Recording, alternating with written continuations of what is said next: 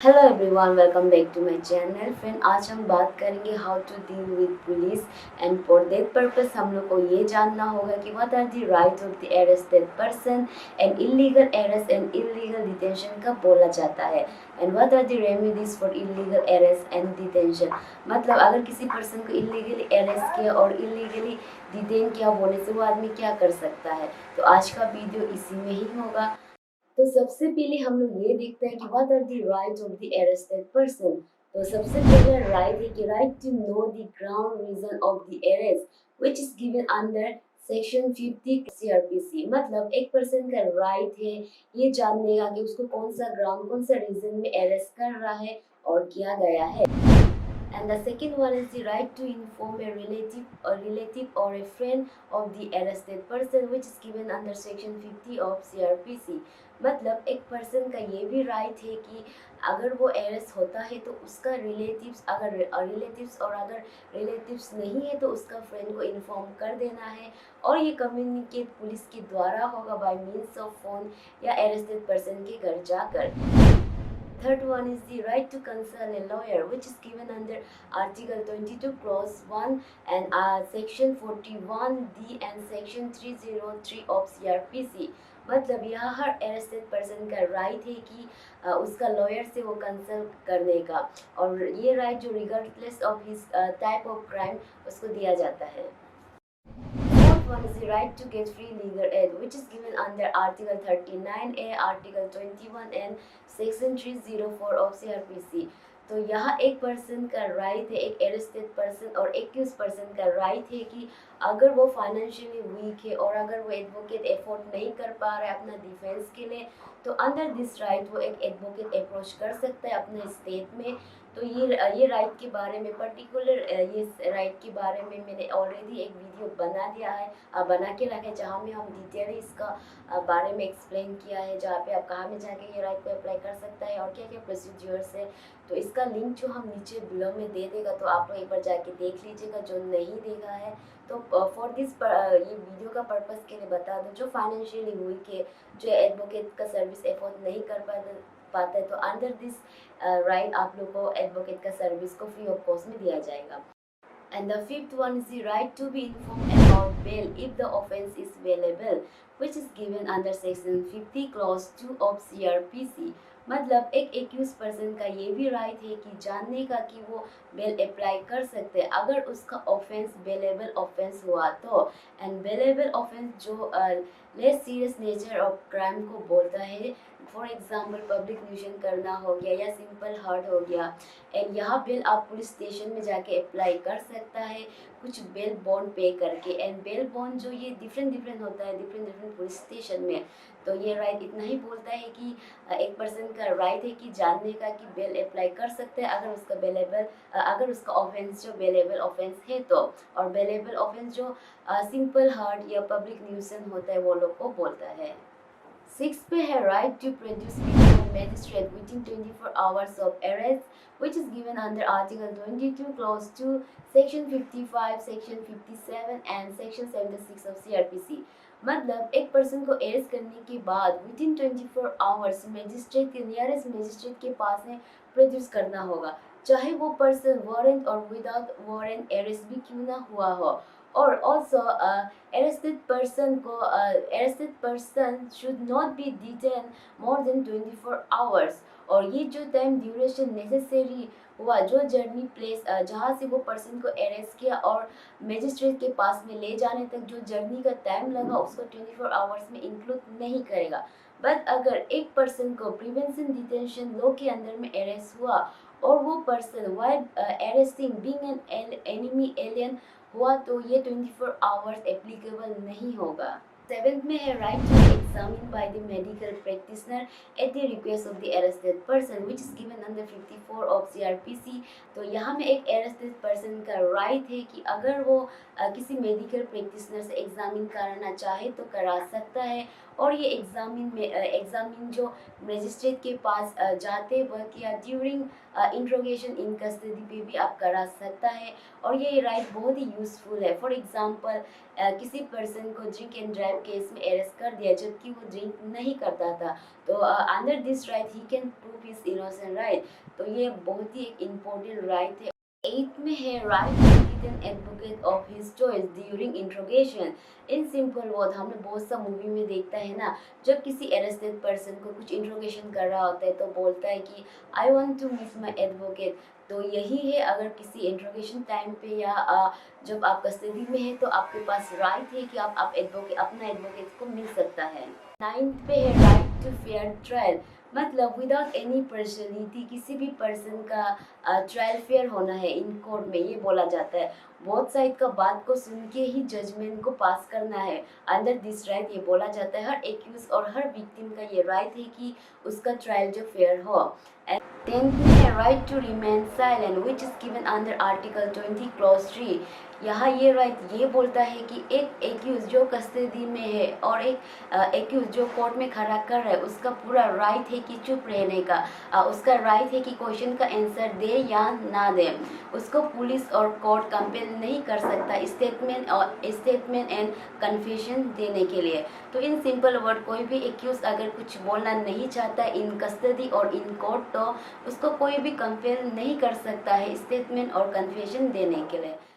एक additional right भी है, जैसे कि हो गया कि सेक्शन 41B ऑफ सीआरपीसी में बोला गया है कि एक पुलिस ऑफिसर जो ऑथोराइज है किसी को अरेस्ट और इन्वेस्टिगेशन करने के लिए, तो उसको जब किसी को इन्वेस्टिगेशन और किसी को अरेस्ट करने जाते समय को एक बेच पहनना पड़ेगा जो विजिबल और क्लियर होना पड़ेगा, जहाँ में उसका डेजिग्नेशन और उसका नाम लिखा होना पड़ेगा।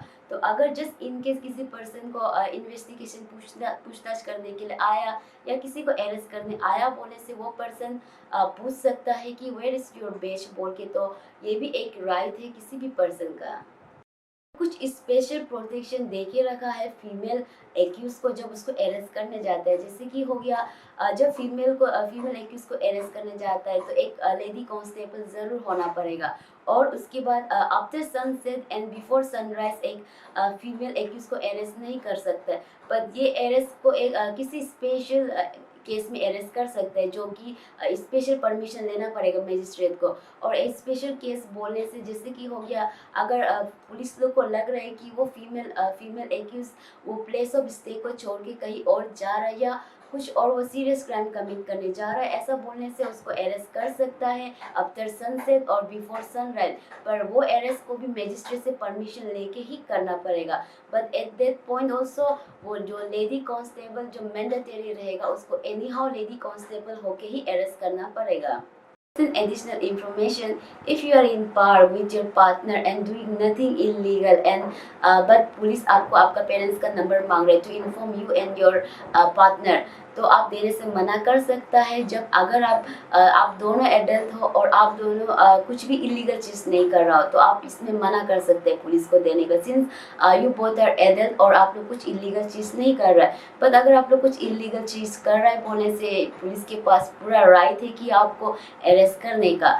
और अगर just in case not in par कहीं भी अगर पुलिस कुछ बेसिक इन्फॉर्मेशन पूछा बोलने से, जैसे कि मेरा एज हो गया, यहाँ हम कहाँ रहता है, जो बेसिक इन्फॉर्मेशन हो गया बोले पूछता है बोलने से, दिस इज़ आवर ड्यूटी कि हम लोग उसको अच्छा से रिस्पॉन्स करने के लिए और बताने के लिए। अगर नहीं किया बोलने से उसमें भी पुलिस का राइट है कि हम लोग को अरेस्ट कर सकते हैं, सिंस पुलिस के पास बहुत सारा पावर है। सिंस पुलिस हम लोग का जो सोसाइटी है, हम लोग का प्रोटेक्टर है और उनके पास बहुत सारा पावर होता है। तो और हम लोग को कभी अनकम्फर्टेबल भी फील नहीं करना है जब पुलिस हम लोग कुछ बेसिक इन्फॉर्मेशन पूछता है बोलने से।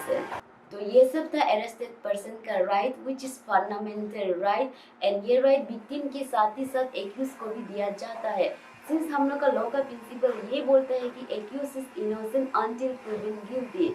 नाउ लेट्स सी, अगर एक पर्सन को इलीगली अरेस्ट और इलीगली डिटेंशन में रखा होने से वो पर्सन क्या कर सकता है। ऑफ कोर्स वो पर्सन तो जेल में होगा, तो उसका रिलेटिव्स नहीं हुआ तो उसका फ्रेंड क्या कर सकता है, मतलब क्या रेमेडी से illegal arrest and illegal detention का। तो जैसे ही 24 आवर्स कंप्लीट होता है उसका जो रिलेटिव्स है या उसका जो फ्रेंड है उसका रिलीज के लिए सबसे पहले तो उसका जेल में वो पर्सन जो वो एक्यूज जो अरेस्ट है उसका थाना इंचार्ज से बात कर सकता है। एंड अगर उससे रिस्पॉन्स नहीं आया बोलने से उसका रिलेटिव उसका फ्रेंड जो एसपी ऑफिस में जाके अप्रोच कर सकता है वहाँ में लेटर लिख के। एंड एसपी से भी रिस्पॉन्स नहीं आया तो डीसीपी जो मेट्रोपॉलिटन में होता है उसको लेटर लिख सकता है। एंड वो लोग वो पर्सन का इलीगल अरेस्ट एंड डिटेंशन का लीगलिटी को एग्जामिन करके फर्दर डिपार्टमेंटल एक्शन लेगा। और इसी से भी रिस्पॉन्स नहीं आया तो वो पर्सन हेबस कॉर्पस का रिट पिटीशन फाइल कर सकता है अंडर आर्टिकल 32 एंड 226 में, जो high court and Supreme Court में फाइल कर सकता है। हेबस कॉर्पस का मीनिंग है कि you must have the body. ये रीट का जो मेन सोल पर्पस है कि जो पर्सन इलीगली और अनलॉफुली डिटेन करके रखा है उसको एज सुन एज उसको रिलीज करने का। और ये बात ज़रूर याद रखिएगा कि ये हेबस कॉर्पस का रीट पिटीशन जो सिर्फ high court and Supreme Court में ही इंटरटेन होता है, डिस्ट्रिक्ट एंड सेशन कोर्ट में नहीं। तो हेबस कॉर्पस के ऊपर में एक बहुत ही इंटरेस्टिंग एंड बहुत ही फेमस केस है जिसको हम ब्रीफली एक्सप्लेन करेगा।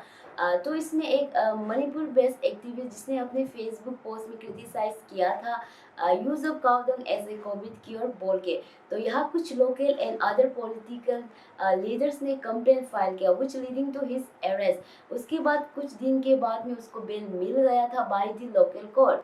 And after bail, he was again detained under the National Security Act, जो कि है प्रिवेंशन डिटेंशन लॉ। तो यहाँ एक्टिविस्ट के फादर ने सुप्रीम कोर्ट में हेबस कॉर्पस का रिट पिटीशन फाइल किया for his son's release. And Supreme Court ने ऑर्डर दिया कि एक्टिविस्ट को रिलीज करने का। एंड साथ ही साथ ये भी बोला कि ये जो फेसबुक का स्पीच है ये नेशनल सिक्योरिटी एक्ट के स्कोप में नहीं आता है, इसलिए ये इलीगल डिटेंशन है। एंड अभी का रिसेंट अपडेट ये केस में ये है कि फादर ने कंपनसेशन के लिए प्लीड किया हुआ है सुप्रीम कोर्ट में, बट अभी ये केस जो एडजॉर्नमेंट में है। सो यस, अगर ये illegal arrest and illegal detention proof हुआ तो आप कंपनसेशन के लिए भी फाइल कर सकता है। तो ये था हेबस कॉर्पस के ऊपर में एक केस लो जिसको मैंने इजीएस्ट वे में एक्सप्लेन करने का कोशिश किया है। And friend, apart from this all a person can go to the state police complaint authority, जो 2006 after landmark judgment in Prakash Singh versus Union of India on police reform के बाद में फॉर्म किया गया है। Here a common people aggrieved by the police action can approach. It is suppose to be in every state, but कुछ state में नहीं है। सो अगर आपकी स्टेट में है तो आप वहाँ जाके अप्रोच कर सकता है, बट अनफॉर्चुनेटली अभी ये हम लोग का अरुणाचल में नहीं है। तो जस्ट इन केस आप लोग का स्टेट में है तो आप लोग स्टेट पुलिस कंप्लेंट अथॉरिटी के पास में जा सकता है। ये कॉमन पब्लिक के लिए ही बनाया गया है, जो पुलिस एक्शन से मतलब कुछ illegally detention, illegal action, unlawful action by police से एग्रीड है तो आप लोग वहाँ में भी यहाँ में भी जाके अप्रोच कर सकता है। तो फ्रेंड, अगर आप लोग इलीगल अरेस्ट और इलीगल डिटेन किया बोलने से तो सबसे पहले आप जो पर्सन जो जेल में है वहाँ का थाना इंचार्ज से बात कर सकता है। और अगर वहाँ से रिस्पॉन्स नहीं आया बोलने से एक एसपी को लेटर लिख सकता है या डीसीपी को लिख सकता है या हेबस कॉर्पस को फाइल कर सकता है। एंड अगेन आप लोग मत भूलिएगा कि हेबस कॉर्पस को सिर्फ supreme court and high court में एंटरटेन करता है, दूसरा कोर्ट में एंटरटेन नहीं करता है। आज की वीडियो में इतना ही था। आई होप आप लोग को कुछ यूज़फुल लगा हो ये वीडियो। एंड अगर आप लोग को ये वीडियो अच्छा लगा तो प्लीज़ लाइक कर देना, और कुछ काम का चीज़ लगा तो शेयर कर देना। और हम ऐसे ही वीडियो कुछ लीगल राइट्स एंड लीगल्स जो बेसिक्स लॉज के बारे में हम अपलोड करेगा, तो आप सब्सक्राइब ज़रूर कर देना। So friend, thank you for watching.